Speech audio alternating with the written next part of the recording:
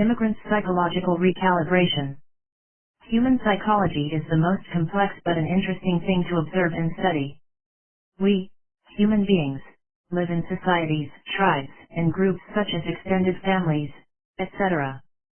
Human behavior and herd psychology are primarily shaped and molded due to his gregariousness, turn of events, and the surroundings he is in.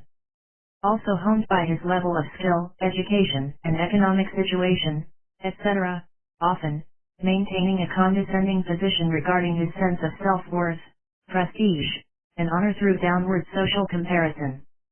The role culture plays in shaping human behavior was recognized as early as Hippocrates from the Greek classical times and from the beginning of psychology as a discipline. Over a period, I have been closely observing the recalibration of migrant psychology, figuring out why the first generation of immigrants behave the way they do and about the double-slit behavior of the second generation immigrants. It, across the board, highlighted an important aspect of their psychological evolution of divesting themselves of the concepts of nationalism and nation-state. Most religions espouse, though not actively promote, the notion of the universality of the planet Earth, available to all as the home and the place of worship. The recognition of the sanctity, boundaries, of a nation-state, interestingly, is a recent Western selfing project, whereas nationalism, its byproduct, was initially promoted as a political exigency. After the culmination of colonization of most of the world, in the aftermath of WWI and World War II and the alignment of the USA and USSR, territorial integrity was recognized. The right of conquest was first abandoned in 1928, then fully formalized through the UN Charter in 1945. Human migration is like twigging or pruning the plants to plant them in a different, presumably more fertile land. After the transplantation, however, it is often heard that the immigrant children have gotten out of control or have gone astray, adopting different socio-ethical, cross-cultural values instead of their ancestral ones. Often the second generation acts very smartly, satisfying, on the one hand, their first generation or parents, by complying with their ancestral value system while, on the other, adapting to the cross-cultural, real-world norms they are faced with every day. It is what I termed as double-slit behavior. What happens is that the ancestral or back-home values followed at home by the parents, well ingrained in the subconscious of second-generationer, come into conflict with the value system outside the home, leaving them confused and compelled to develop their own somewhat different, in-between, or hybrid value system. The parental value system eventually wears extremely thin after a few generations, and what remains is a cross-culture, hybrid refinement, often yielding phenomenal excellence. The first generation of immigrants often becomes a mound of contradictions. These contradictions often stem from their genetic makeup. After migration to another country, they are supposed to act at least apparently conforming to the societal norms of the adopted country instead of their country of origin. Interiorly, unable to control, they use their ingrained urges indiscriminately and often cause ripples in their surroundings. Social loafing is rampant in most third-world countries and is not always available in new environments, therefore, they bear the brunt of migration to an alien land single-handedly. They feel homesick, lonely, depressed, obfuscated, and agitated. Often the pressure is so intense that some of those who can afford it prefer to go back and live their usual life. Exception to the rule. There are, however, some exceptions, where some migrants, despite getting a higher education and lucrative jobs, decide to return to their countries. A few do it because they feel homesick or like a fish out of water, whereas others do it because they do not feel any attachment to a foreign land or do not want their children to get lost in the maze of Western culture. I recently came across such an instance of a doctor who, after receiving a postdoctorate and then teaching in Ivy League schools for a few years, decided to return and teach in his home country. His rationale was that instead of fame, money, and comfort, I would prefer to do something meaningful and satisfying while remaining an average, obscure, unknown person serving my generation. It is a growing trend among devout and liberal Muslim professionals and intellectuals alike. Most Middle Eastern Arabs, Chinese, and Japanese also prefer to go back. A narrative often presented is that Western, Factory model. Education produces human resources for the labor market. On the contrary, antithetical to Western education, Islamic education, clubbed with modern sciences, create good human beings.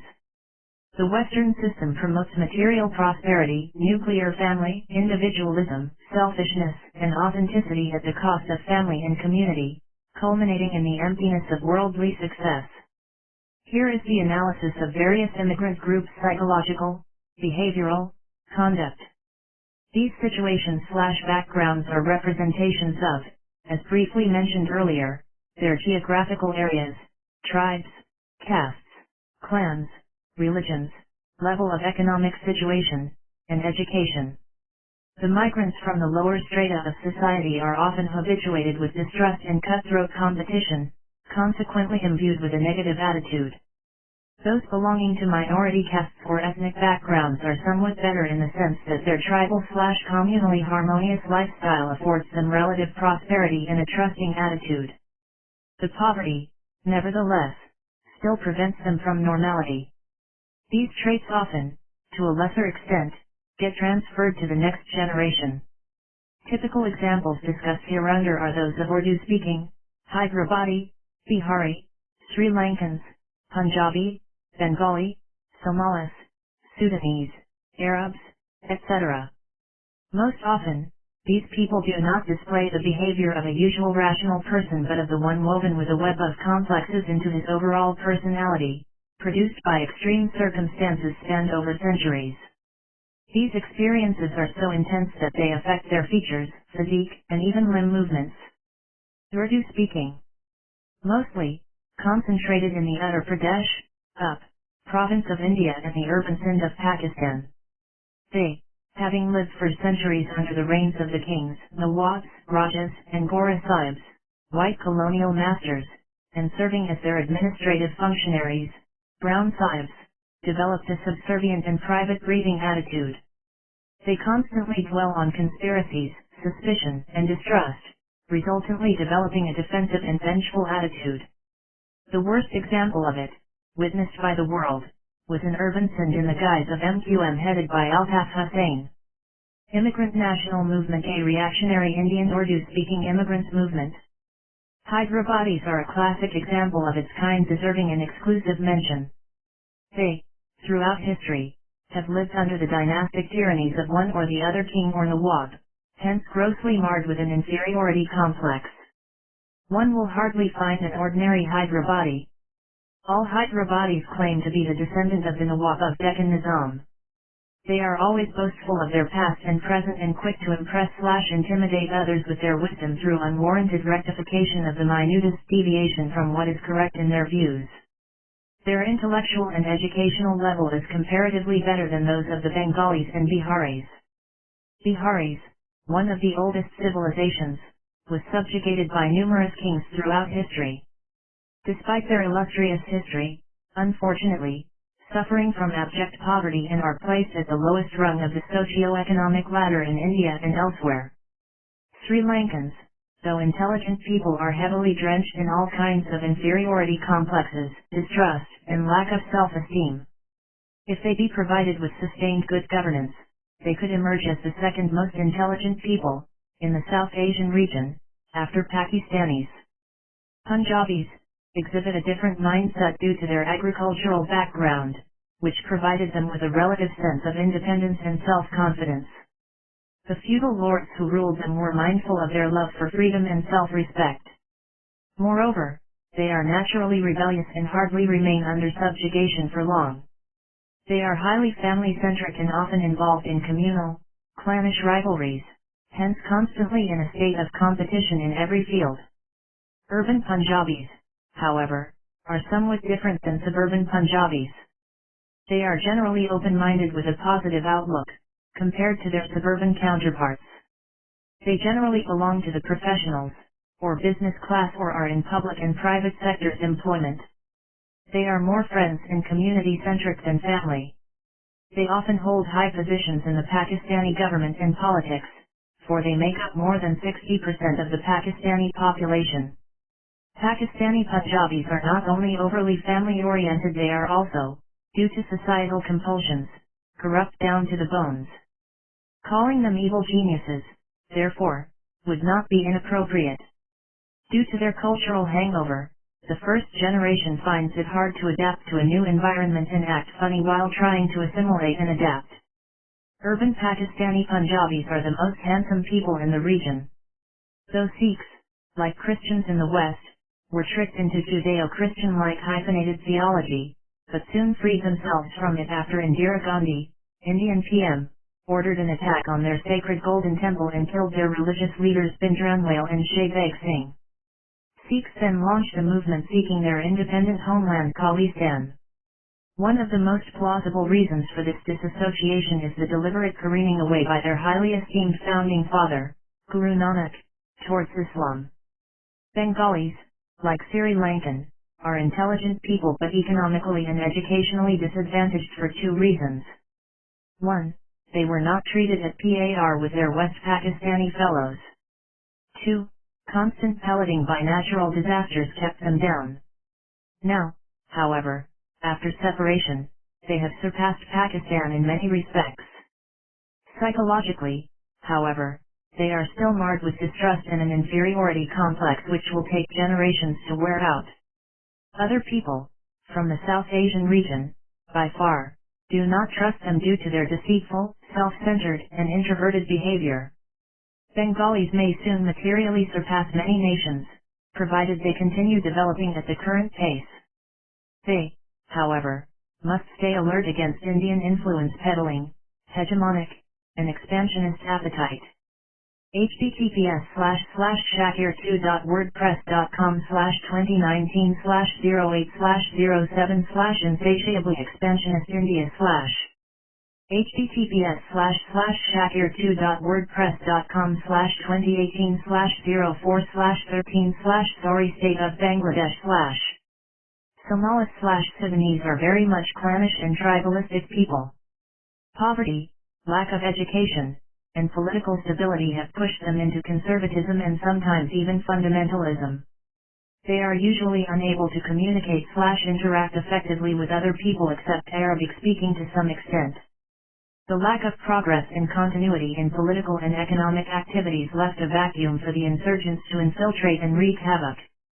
A few second/third generation Somalis, nevertheless, have shown on the international stage. Somalia has several quasi-states within the state. Thank you for using Panopreter Basic. Poverty led its people to embark on sea piracy in the 20th century. Somali men often hang around idling in cafes and chew khat, an intoxicant like marijuana, while their women are busy making a living for the family. Sudan is known for its most conservative religious outlook and the maximum number of uprisings against the elite capture. The creation of South Sudan and the prosecution of Hassan al-Bashir, ex-president, are the result of internal chaos which facilitated Western/foreign interests to realize their nefarious designs.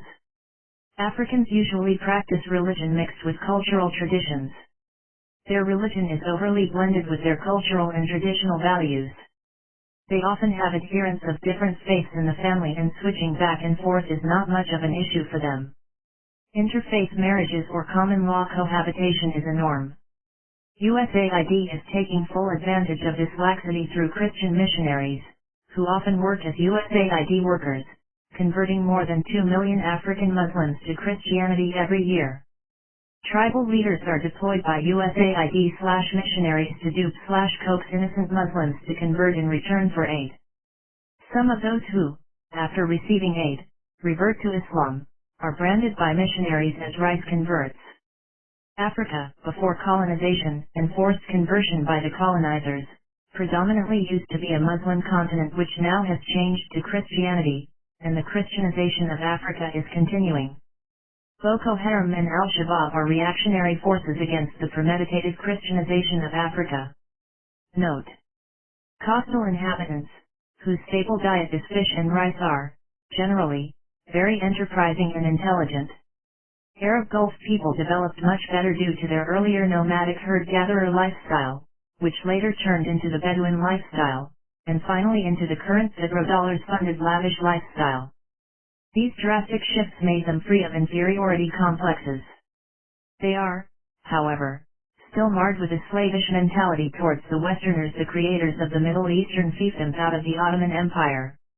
They developed a contemptuous attitude towards their Ajami counterparts, often calling them miskin, which means a poor person, especially those who came to their countries to work. The worst of the lot are Saudis and Kuwaitis. Dubai natives are the best even in the UAE. Emiratis, due to their long-time interaction with foreign nationals, are considered well-behaved in the entire Arabian Gulf. Shocking race theory. Being a keen observer of human behavior and psychology and having dealt with a broad range of ethnicities and nationalities, I reached some convictions, especially about African people.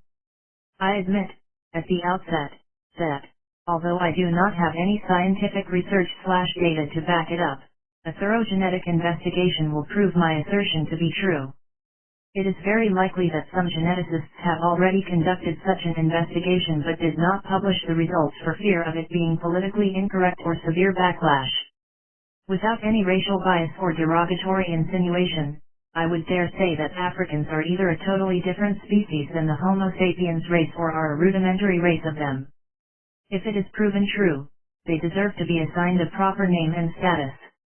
I am also convinced that, in the greater scheme of creation, the African race has a specific purpose, setting an example for the later Homo sapiens. Their skin color, features, habits, behavior, psychology, and even cuisine, all are different from those of the Homo sapiens.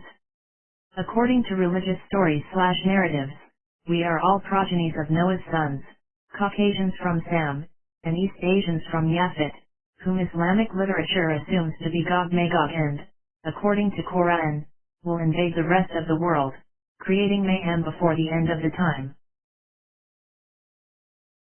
Thank you for using Panopreter Basic. South Asians are from Japhet and Africans are from Ham. Also known by the names Ham, Shem, Yam, and Japheth. Had the above narrative been true, there would not have been glaringly anomalous dissimilarities. Quran mentions that God created man in the best of shapes, which, in my humble opinion, is the white man, neither the African nor the Asian man. Jews, according to the scriptures, were declared to be chosen people. The coveted status was lost due to their disobedience. Arabs and Asians from West and South Asia, in between whites and blacks, are classed as the people of the middle in Quran. Now the white race, to which Jews belong, is endowed only with material prosperity and worldly intellect.